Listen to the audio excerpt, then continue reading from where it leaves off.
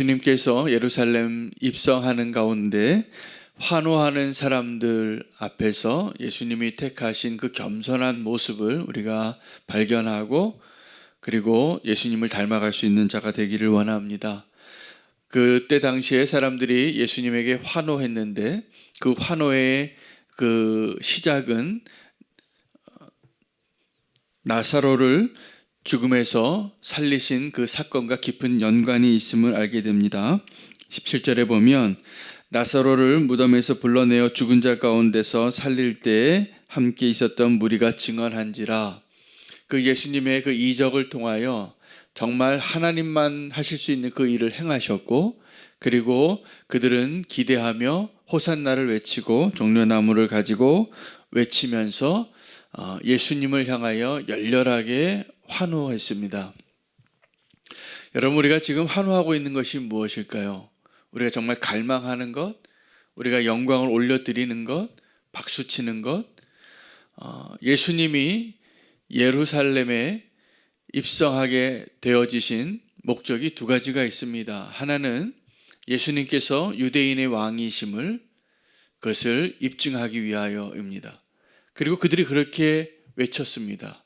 그러나 예수님께서 예루살렘에 정말 왕으로서 입증하신 사건은 십자가 사건입니다. 지금 이렇게 호산나를 외치고 종려가지를 흔들면서 예수님을 우리의 왕이라고 기뻐하고 있고 환호하지만, 그 환호하는 군중이 돌변합니다. 그리고 예수님 그것을 모르지 않으셨습니다. 그리고 예수님이 예루살렘에 입성하셔야 하는 두 번째 목적을 이루시기 위하여 십자가로 향하시는 것입니다. 그 십자가에서 예수님은 자기 백성의 손에 의해서 죽임을 당합니다. 로마 병정에 의해서 죽임을 당한 것 같지만, 실제로는 예수님이 그 유대인의 왕으로 오셨는데, 그 유대인들이 예수님을 죽이려고 그렇게 분노하고 예수님을 십자가에 못 박으라고 외치고 예수님을 그렇게 조롱하고 예수님을 십자가에 못 박게 되어진 사건이 진행되어져 가고 있는 것이죠. 그 진행되어지는 가운데에도 예수님께서 끝까지 예수님만 하실 수 있는 그 권능으로 빌라도 앞에 설 때나, 그리고 연약하게 십자가를 지고 그 언덕을 오르실 때나 끝까지 예수님께서 이루신 것이 뭐냐면 그 죄패에 달려있는 그 표현 그대로예요. 그는 유대인의 왕이라. 유대인의 왕이었기 때문에 죽임을 당한 겁니다. 왜요? 유대인의 왕 되기를 원치 않는 자들이 있었고, 그 백성들마저 그들에게 선동되어서 유대인의 왕임을 인정하고 싶지 않고 그 예수님을 십자가에 못 박음으로 자기들이 스스로 왕되고자 하는 그러한 마음이 그들 가운데 있었기 때문이죠. 오늘 우리도 누구에게 환호하는가 다시 한번 생각해 보기를 원합니다. 여러 대중적으로 이렇게 인기를 몰고 있는 사람들이 많죠. 그런 사람들의 연봉이나 수익이나 그들의 삶을 보면 우리의 삶과 정말 어너더 레벨입니다. 그렇게 전혀 다른 곳에 대단한 인기를 누리고 사는 사람들, 그 사람들이 무엇을 얻고 그렇게 누리는가? 사람들의 환호이죠. 요즘 어린아이들에게, 초등학생들에게 장래 희망이 뭐냐 그러면 다 이 환호받는 자리에 서는 사람이 되는 거더라. 그게 우리의 꿈이고 우리의 우상이 될 때가 많습니다. 근데 예수님은 그 환호받는 그 자리에서 겸손한 모습을 보여주십니다. 의도적입니다. 스가랴 9장 9절에 예언되어진 대로 보라, 유대인의 왕이 나귀 새끼를 타고 오는도다. 그는 그 어린 나귀, 사람들이 타보지 않은 그 나귀, 여러분, 그 사람들이 환호하고 호산나를 외치고 종려가지를 흔드는데, 그래도 그럴듯한 관용차 타고 레드카펫을 밟고 그렇게 입성해야 하는 거 아닙니까? 대부분 왕들은 그렇게 입성합니다. 승리한 승전한 군사들은 그렇게 입성합니다. 사람들은 그렇게 환호하는데 예수님은 그들 가운데 겸손하기로 계획하신 거예요. 예수님은 왜 그 환호받는 자리에서 겸손하기를 원하셨을까? 사실은 예수님이 하나님이신데 하나님이 우리에게 그렇게 갈망하는 것은 하나님께 영광을 올려드리는 겁니다. 그래서 마지막 날에 이 천국에서 저와 여러분이 천사들이 계속 끊임없이 하는 행위는 하나님께 영광을 올려드리는 거예요. 그것이 예배예요. 그런데 그 예배를 받으실 예수님께서 너무나 겸손하게 오신 거예요. 왜 그러셨을까? 예수님이 왜 그렇게 겸손한 왕으로 오셨을까? 예수님을 향하여 환호하는 사람들이 겸손하지 않기 때문이에요. 그들이 왕을 구하는 것은 정말 왕을 위한 게 아니라 자기를 위한 거예요. 여러분, 사무엘이 다스리던 그 사사시대에 그 이스라엘 백성이 주변 국가에는 암몬 족속 가운데는 이미 왕이 많았고 아브라함이 존재하던 그때에도 왕이 있었어요. 근데 하나님이 세우신 하나님의 민족, 하나님의 그 나라에는 왕이 없었어요. 하나님을 대신한 그 자리에 사사가 있었고 그 대언하는 자가 있었지 왕이 없었어요. 왜 그랬을까요? 하나님이 왕이시기 때문입니다. 하나님이 왕이시기 때문에.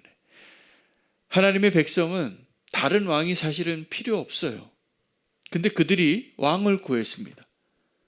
사무엘이 마지막 사사였는데 그 사무엘에게 찾아온 이스라엘 백성들이 왕을 구했어요. 왜요? 이유는 단 하나예요. 다른 나라에도 다 왕이 있는데 우리는 왕이 없지 않냐고. 왕이 있어야 우리가 그 전쟁에서도 이기고 이 땅에서 우리가 번영함을 누리고 형통함을 누리지 않겠는가. 그들은 진짜 왕이 하나님이신 것을 잊고 있는 것이죠. 여러분, 우리가 하나님의 백성임을 고백하실 수 있습니까? 고백하십니까? 저 여러분이 하나님의 백성이라면 우리의 왕은 한 분이셔야 돼요.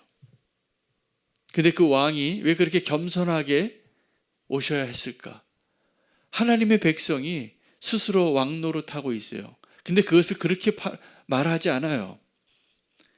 내가 스스로 왕이 되었는데 내가 왕이라고 말하지 않아요. 그리고 하나님 앞에 이렇게 말하는 겁니다. 하나님, 우리에게도 왕을 주십시오. 우리에게 왕을 구하는 그 마음이 사실은 이미 하나님이신, 이미 왕이신 그 하나님을 인정하지 않고 왕을 버린 것이다. 그렇게 말씀하시거든요. 왜 그들이 왕을 구했을까요? 왕을 버렸기 때문입니다. 하나님을 버렸기 때문이에요. 지금 이 호산나 외치는 사람들이 예수님을 왕으로 외치고 있고 종려가지를 흔들고 있지만 주님은 아시는 거예요. 그들의 본심을, 그들의 마음에 있는 진정한 왕이 누구인가. 그들이 지금 환호하고 있지만 그들 가운데 정말 그 왕이 오는 것을 기뻐하지 않는 자들이 있었어요. 19절 말씀이에요. 바리새인들이 서로 말하되 볼지어다 너희 하는 일이 쓸데없다. 보라 온 세상이 그를 따르는도다. 이 바리새인들의 말은 온 세상이 그를 따르는 것을 보면서 기뻐하는 모습일까요? 시기하는 모습일까요? 시기하는 모습이에요. 여러분, 왕이 우리에게 임할 때 기뻐하지 못했던 바리새인과 같은 모습으로 살았던 사람이 사울 왕이에요. 사울 왕은 그 이스라엘이 그렇게 하나님 앞에 우리에게도 왕을 달라고 구해서 세워진 왕이었는데 그가 그 왕의 자리를 지키느라고 하나님을 버려요. 하나님을 버렸기 때문에 하나님이 그도 버립니다. 그를 버립니다. 그래서 하나님이 새로운 왕을 기름 부어서 세우는데 그는 겸손한 왕이었어요. 다윗은 그렇게 왕으로 준비되어져 간 사람이에요. 사람들에게 이 다윗이 환호받기 시작합니다. 뭔가 다르기 때문이죠. 사울에게서 느껴지지 아니하는 하나님의 임재가 느껴지는 거죠.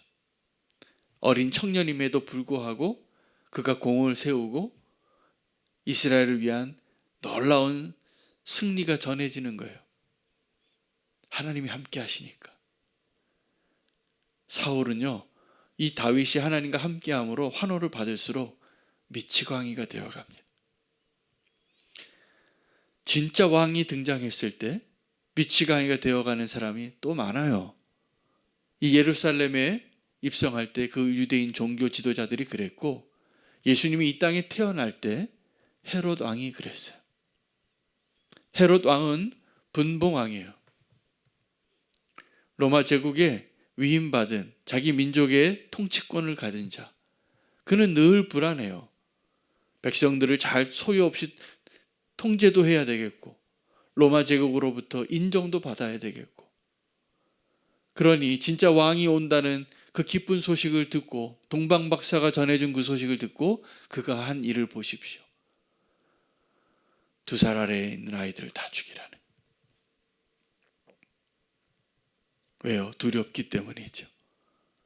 왜요? 자기의 왕자를 뺏기고 싶지 않은 것 때문이죠. 지금 이 바리새인들은 왕이, 메시아가 예루살렘에 온 그 예수님의 입성의 그 기쁜 호산나의 그 외침들 속에서 보이지 않는 시기와 분노와 두려움으로 그들의 마음을 서로 논의하고 있습니다. 바리새인들이 이렇게 얘기한 거예요. 바리새인들이 서로 말하되, 볼지어다 너희가 하는 일이 쓸데없다. 보라, 온 세상이 그를 따르는도다. 그리고 나서 그들이 내린 결정은 다 똑같아요. 그 왕을 죽이는 거예요. 그 왕을 죽이자고 결의해요. 오늘 우리도 정말 하나님께 환호할 수 있는 자가 되기를 원합니다. 그 환호하는 자들 가운데 바리새인들이 있었어요. 그들은 함께 기뻐하지 못하고 두려워하고 근심하는 자들이에요. 왜요? 자기들의 왕좌를 뺏길까 봐. 예수님은 겸손한 왕으로 오셨는데 그 이유가 있습니다. 스가랴가 그렇게 예언하고 그렇게 성취되어진 이유가 있습니다. 우리가 왕을 원하지만 사실은 우리가 너무나 교만한 자들이기 때문이에요. 주님은 우리에게 겸손한 왕으로 오셔서 우리의 환호를 받으시기에 합당한 진정한 하나님의 영광을 보여주시고 계시는 것입니다. 여러분, 우리가 정말 예배해야 될 대상을 다시 한번 잘 분별할 수 있는 오늘 이 아침이 되기를 원합니다. 우리가 예배해야 할 대상은 우리에게 겸손한 왕으로 오신 예수 그리스도이지, 내 안에 내가 왕이 되고자 하는 내 안에 감춰진 내가 먼저 스스로 왕이 되었던 나의 모습을 그 자리에 내어드리고, 지금 내가 앉아있는 그 왕자에 좀 내려오시기를 바랍니다. 그리고 그 자리에 주님이 앉으시도록 내어드리고, 겸손하게 주님 앞에 엎드리고 주님께 영광을 올려드리고 주님을 인정하고 그 주님의 왕되심을 기뻐할 수 있는 진정한 주의 백성이 될 수 있기를 축복합니다. 그것이 우리가 행복한 길이 되어야 돼요. 여러분, 누군가에게 박수를 치고 환호하고 그 영광을 올려드리는 것이 정말 기쁨이 될 수 있기를 축복합니다. 그분은 그 누군가가 아니라 오직 예수 그리스도, 오직 하나님이셔야 합니다.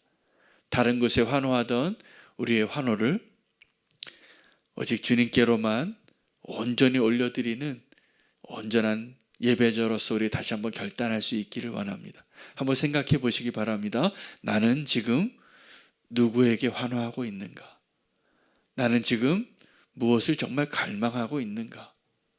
그들이 왕을 구했던 이유는 이 세상에서 힘 있는 자가 되기를 원한 거예요. 내가 형통하기를 원하는 거예요.